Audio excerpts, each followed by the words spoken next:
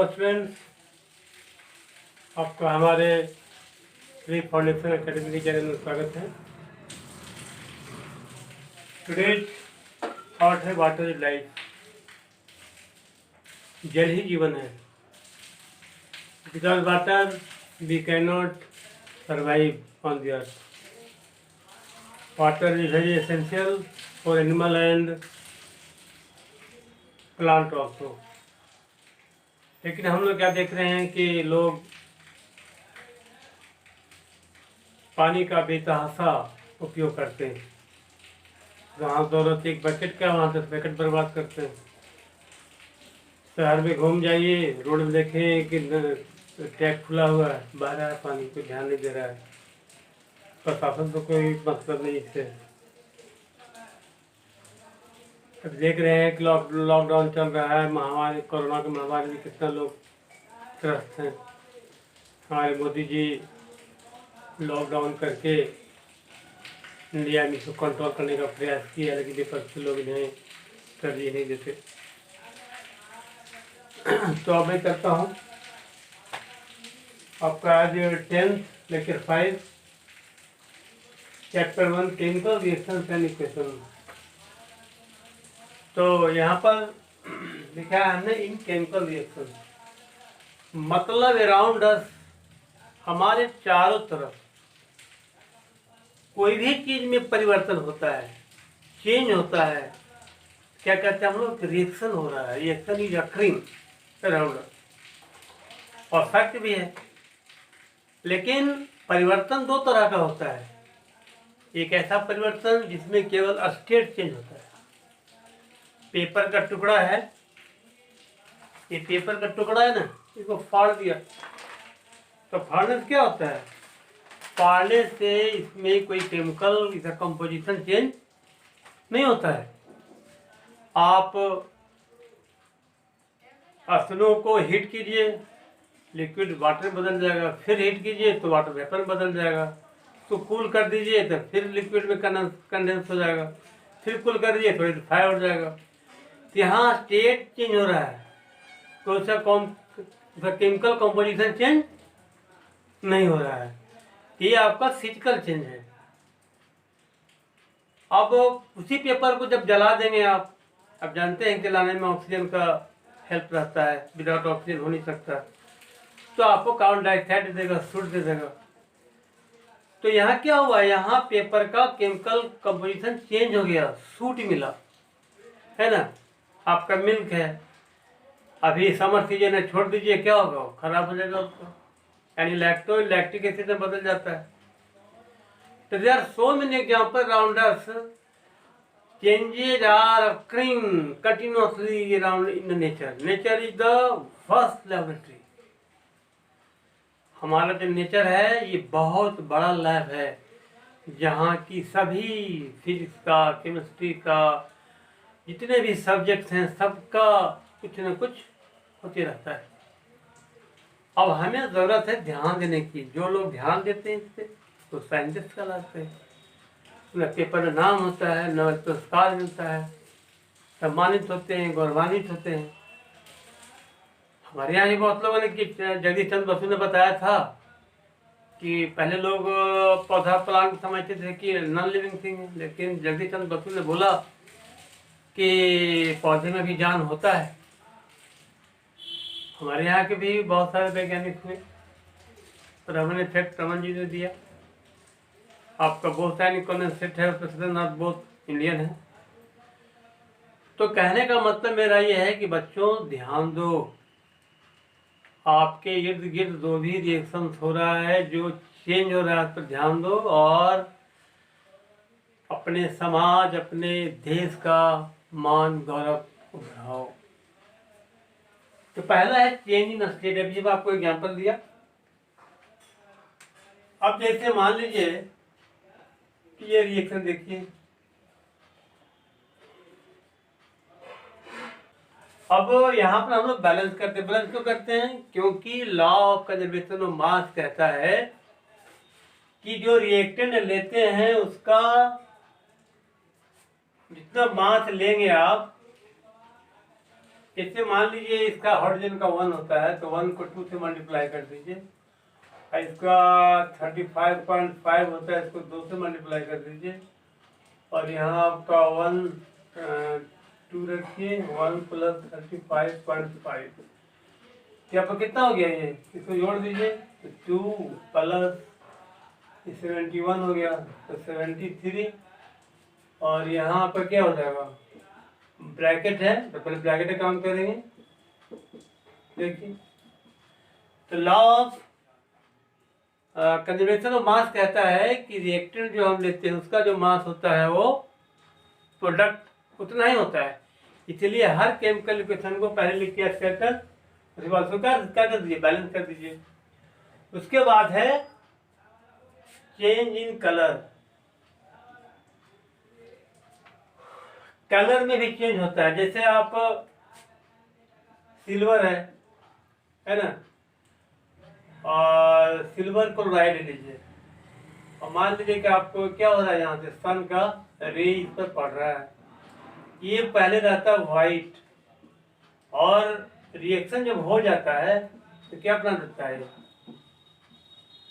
इसको बैलेंस करते हैं हम लोग। तो यहाँ व्हाइट है, यहाँ हो गया ग्रे। यहाँ भी क्या देख रहे हैं, यहाँ भी चेंज हो रहा है। ये आपको देखिए यहाँ सॉलिड है, ये भी सॉलिड है, क्या है, गैस है। तो यहाँ स्टेट चेंज भी हो रहा है, कलर चेंज भी हो रहा है। अब अगला है इवोल्यूशन ऑफ गैस। रिएक्शंस में गैस निकलता है। तो मान लीजिए आप ले लीजिए प्रोपेन, ले लीजिए प्रोपेन को कराइए ऑक्सीजन से, क्या हो जाएगा। आप याद रखिएगा जितना भी हाइड्रोकार्बन है, what is hydrocarbon, hydrocarbon are those compound which formed by only carbon and hydrogen, जो केवल कार्बन और हाइड्रोजन से बना, क्या बोलते हैं, हाइड्रोकार्बन। तो जब भी हाइड्रोकार्बन जलेगा तो कार्बन डाइऑक्साइड और वाटर जरूर देगा, और एनर्जी भी देता है। आपके जितना फ्यूल है, आप चाहे एलपीजी हो, चाहे उपला बनाते हैं गोईठा का, जो गाय के गोबर होता है उससे, या पैडी वेस्ट है धान का जो होता है, या मेज वेस्ट है, या फसल का जितना भी वेस्ट है, वो सब क्या है, सब में आपका ये मौजूद है। तो यहाँ पर क्या बनेगा, CO2 बनेगा, H2O बनेगा, और प्लस एनर्जी भी मिलता है। तो अब देखिए यहाँ पर इसको बैलेंस कीजिए। तो यहाँ देखिए कि यहाँ सबसे ज्यादा है ना। अब बैलेंस करते समय ध्यान रखिएगा, देखिए कि रिएक्टेंट या प्रोडक्ट में कौन में सबसे ज्यादा आइटम है। क्या क्या देख रहे हैं, इसमें सबसे ज्यादा है। ऐसे भी क्या हाइड्रोजन सबसे ज्यादा है, 8 है। तो पहले हम लोग हाइड्रोजन में बैलेंस कर लें। देखिए यहाँ 4 कर दीजिए, तो ये हाइड्रोजन का हो गया बैलेंस। उसके बाद ये कार्बन कितना है, 3 है ना, तो यहाँ 3 डाल दीजिए, कार्बन हो गया। अब क्या बच गया, ऑक्सीजन। तो यहाँ 3 2 6 और 4 यहाँ हो गया, तो कितना हो गया, 10 हो गया ना। यहाँ 5 कर देंगे तो क्या हो जाएगा, आपका बैलेंस हो जाएगा। तो आप लोग इस तरह से हम केमिकल ये इक्वेशन को बैलेंस करते हैं। क्या देख रहे हैं ना, गैस निकल रहा है, यानी हमारा जो रिएक्शन होता है उसमें गैस भी निकलता है। अगला है चेंज इन टेम्परेचर। इसका बहुत बढ़िया एग्जाम्पल है। जिनका अपना घर होगा या रेंटर होंगे, जो भी होंगे, तो जो फेस्टिवल आता है, छठ का फेस्टिवल हो चाहे दिवाली का फेस्टिवल हो, खासकर दिवाली में जब लक्ष्मी माँ की पूजा होती है, तो उस समय हम लोग घर को साफ सुथरा करते हैं और व्हाइट वॉशिंग कराते हैं। तो व्हाइट वॉशिंग कराते हैं तो बाजार से एक चीज लाते हैं जिसको कहते हैं हम लोग क्विक लाइम, क्विक लाइम। और इसको आप डाल दीजिए वाटर में, या इसको डाल के वाटर मिला दीजिए। ये आप शहर में या गांव में, या ये मिट्टी का ही बना रहता है, या सीमेंट गिट्टी छड़ का ही बना, छड़ का नहीं, ये सीमेंट और गिट्टी बालू मिला के बना रहता है। इसमें आप डाल दीजिए CO और वाटर मिला दीजिए इसमें, तो जैसे ही हम वाटर ऐड करेंगे तो देखेंगे कि पूरा विगरस रिएक्शन होना शुरू, पूरा बबल्स निकलना शुरू हो रहा है। और उसके बाद आप बाहर से टच करेंगे तो आपको गर्मी फीलिंग होगी, हीट फीलिंग होगी, यानी कि इसे बहुत सारा निकलता है क्या, हीट। तो यहाँ ये जो रिएक्शन है, इस रिएक्शन को मैंने यहाँ रिएक्शन चेंज हो रहा है, सॉरी एनर्जी चेंज हो रहा है, मतलब यहाँ एक इसको कहते हैं एक्सोथर्मिक रिएक्शन। एक्सोथर्मिक रिएक्शन मतलब जहाँ आपका एनर्जी क्या हो, आपका टेम्परेचर क्या हो, इंक्रीज करें, इसको बोलते हैं एक्सोथर्मिक। इसका उल्टा क्या होता है, एंडोथर्मिक, जहाँ की टेम्परेचर डाउन हो जाता है। उसके बाद है, ये तो मैंने पहले भी बता चुका हूँ कि रिव्यू कर दूंगा ताकि आपके दिमाग में बराबर रहे। क्या होता है types of reaction, combination reaction. ये क्या है, combination reaction are those reactions in which single compound is produced from two or more then to.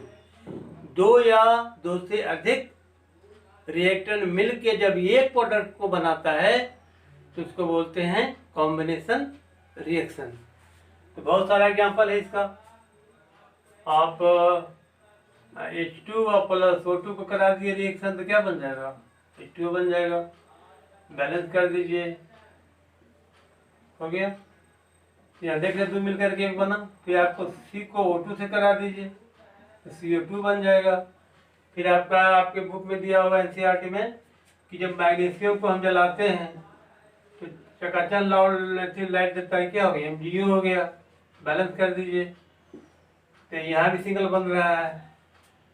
तो बहुत सारा एग्जाम्पल। फिर आपका ये ऑक्सीडेशन रिएक्शन में है, जैसे आप Cu को आप गर्म कीजिए तो क्या बना देता है, CuO बना देता है, इसको ही बैलेंस कर दीजिए।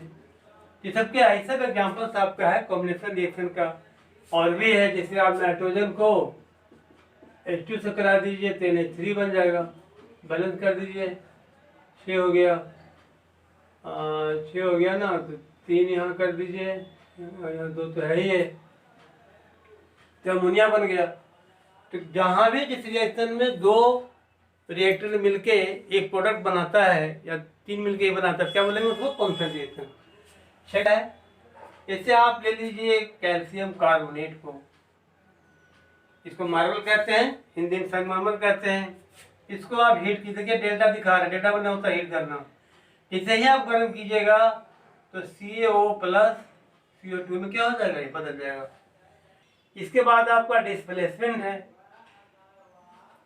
डिफरेंस क्या होता है, डिस्प्लेसमेंट के लिए आपको सबसे जरूरी है कि एक्टिविटी सीरीज जानना कि कौन सा आपका जो एलिमेंट है वो मोस्ट रिएक्टिव है। जैसे पोटेशियम सबसे ज़्यादा है, सोडियम है ना, इस तरह से। और सबसे बॉटम में आपका क्या है, गोल्ड है। फिर हाइड्रोजन की तरफ नीचे कॉपर है।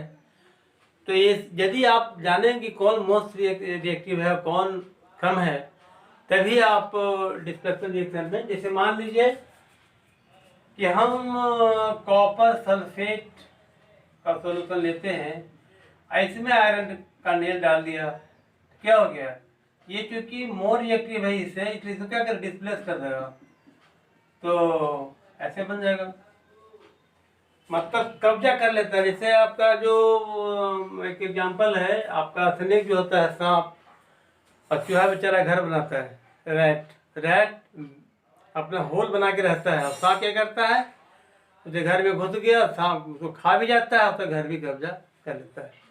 ये बहुत जबरदस्त एग्जांपल है आपका डिस्प्लेसमेंट रिएक्शन का। इसके बाद आप और भी लीजिए, CuSO4 में आप जेडन डाल दीजिए, जल्दी करने में क्या हो जाएगा, ये भी बना देगा आपको, ये डिस्प्लेस कर देगा। इस तरह से एग्जांपल होगा डिस्प्लेसमेंट रिएक्शन का। और डबल डिस्प्लेसमेंट, डबल डिस्प्लेसमेंट में क्या होता है कि इसमें एक्सचेंज ऑफ आयन होता है। जैसे आप बेरियम क्लोराइड ले लीजिए, और सोडियम सल्फेट ले लीजिए, तो क्या बना देगा ये? बेरियम सल्फेट बना देगा और सोडियम क्लोराइड बना देगा। तो यहाँ बैलेंस कर दीजिए, देखिए यहाँ 2 हो जाएगा और बी हो गया 1, ठीक है। इससे क्या होता है आपका जो ये है ना, अभी मैं बताऊंगा रेडिकल क्या होता है। इनऑर्गेनिक जो भी मटेरियल होता है आपका, एक ऑर्गेनिक होता है और एक इनऑर्गेनिक होता है। तो एक साइंटिस्ट हुए थे बर्जिलियस, जिन्होंने दिया था वाइटल फोर्स थ्योरी का principle, vital force theory. Berzelius ने कहा था कि we can not prepare in our lab organic compound because it is made by the vital force by nature. Nature के महान शक्ति के कारण ये बनता है, तो इसको लैब में तैयार नहीं कर सकते। लेकिन उन्हीं का स्टूडेंट होलर ने यूरिया बना करके उनके सिद्धांत का क्या कर दिया, अंत कर दिया। तो ये बात हुई ऑर्गेनिक सब्सटेंस की। उसमें होता है फंक्शनल और नॉन फंक्शनल, कुछ बताएंगे 11th क्लास से पढ़ना है उसको, इसमें डिस्कस नहीं पढ़ना है। ये इनऑर्गेनिक है, ये ऑर्गेनिक नहीं है। इनऑर्गेनिक क्या होता है कि दो पार्ट में बटा रहता है, एक आपका बेसिक रेडिकल, एक आपका एसिड रेडिकल। आपका एक ही बेसिक रेडिकल क्या होता है, तो आप लोग एसिड बेस साल तो पढ़े होंगे। तो जो एसिड से मिलता है उसको बोलते हैं एसिड रेडिकल, और जो बेस से मिलता है उसको बोलते हैं बेसिक रेडिकल। देख लीजिए आपका HCl है ना, इससे आपको क्या मिलता है, नेगेटिव मिलता है, नहीं एसिड रेडिकल है। और सोडियम क्लोराइड है ना, सॉरी आपका ये बेस है ना, ये देखिए ये मिलता है, ये क्या है, बेसिक रेडिकल है। तो यहाँ पर जो आपका बेरियम क्लोराइड है, बेरियम क्लोराइड आपका ऐसे है, आपका ये है ऐसे, ये बेसिक रेडिकल है, एसिड रेडिकल है, बेसिक रेडिकल है, एसिड रेडिकल है। तो यहाँ क्या होता है, एक्सचेंज होता है, अदला बदली, ये कर लेगा इसके साथ, ये कर लेगा इसके साथ। तो आप जानते हैं कि पॉजिटिव और नेगेटिव अट्रैक्शन होता है। तो इस प्रकार से क्या हो जाता है, आयन का इसमें एक्सचेंज होता है। ये है आपका ये डबल डिस्प्लेसमेंट रिएक्शन, और इसके पिछले वाले क्लास में बता चुका हूँ। नेक्स्ट जो टॉपिक है आपका कि how to write chemical formula.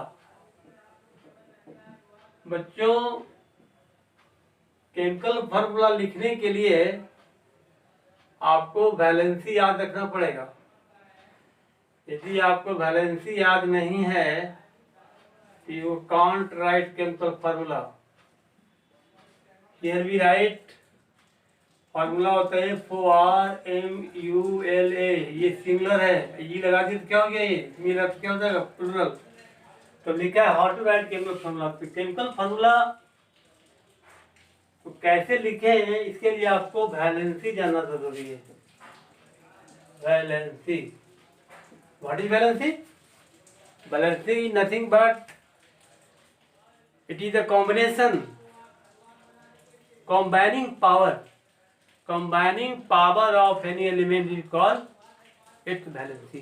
क्या कहेंगे, किसी भी एलिमेंट को किसी दूसरे एलिमेंट से कंबाइन करने के पावर को वैलेंसी कहते हैं। अब जैसे हमको लिखना है सोडियम क्लोराइड का फॉर्मूला,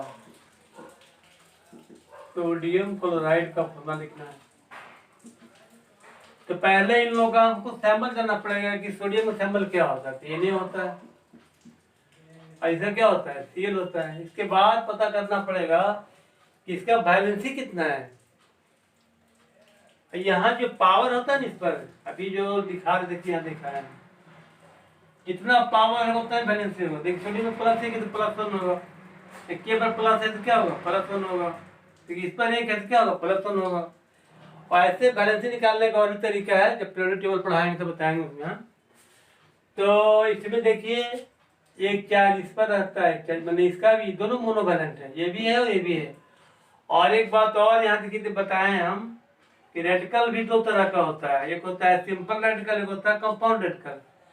तो सिंपल रेडिकल उसको कहते हैं जो केवल एक एटम से बना होता है। अब यहाँ क्या दोनों है, दोनों है सिंपल रेडिकल है, यहाँ प्लस यहाँ माइनस है। तो यहाँ पर कुछ नहीं, आपका ये इसका हो जाएगा इस, यानी दोनों का एक एक हो जाएगा। तो इसको लिख सकते हैं क्या, NaCl। क्योंकि यहाँ दोनों का वैलेंसी सेम है, इसलिए कुछ भी 1 2 3 नहीं लिखा जाएगा, ऐसे भी लिखा जाएगा। आपको लिखना है पोटेशियम नाइट्रेट, पोटेशियम नाइट्रेट। इसका क्या होता है, के होता है, इसका क्या होता है, NO3 होता है। तो इस पर एक चार्ज होता है, इस पर 2 चार्ज होता है। आप एक बुक होती है language of chemistry, language of chemistry, ये GD टूली साहब हम लोग जमाने में से खरीदा था, अभी विद्यासागर का भी आता है, कोई भी बुक खरीद लीजिए, इसमें आपको बेसिक नॉलेज मिल जाएगा। उसमें एलिमेंट क्या होता है, एटम क्या होता है, मोलिक्यूल क्या होता है, मोलिक्यूलर वेट क्या होता है, फार्मूला क्या होता है, कैसे बने, सब मिल जाएगा आपको। तो चाहे GD टूली साहब का ले लीजिए, नहीं तो विद्यासागर के, दोनों इंग्लिश मीडियम में है।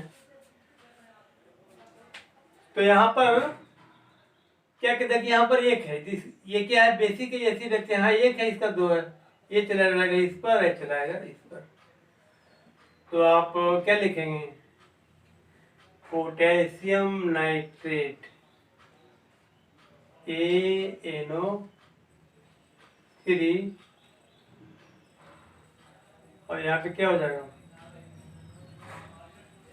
पोटेशियम का वैलेंसी 1 होता है और नाइट्रेट का 1 ही होता है, 2 नहीं होता। ठीक है, तो यहाँ फॉर्मूला खाली आपको होगा क्या, KN3 होगा। इस प्रकार से यदि आपको वैलेंसी याद है तो आप किसी का, जैसे मान लिखना है सोडियम सल्फेट, सोडियम सल्फेट लिखना है,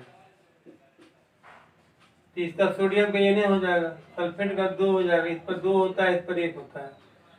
तो 1 जाएगा इस पर और 2 आएगा इस पर, तो ये 2 क्या होगा, यहाँ लिखा जाएगा 2 और क्या हो जाएगा ऐसे। हाँ ठीक है, ये लिखने की जरूरत नहीं है। तीसरे सल्फेट क्या हो गया, फॉर्मूला हो गया।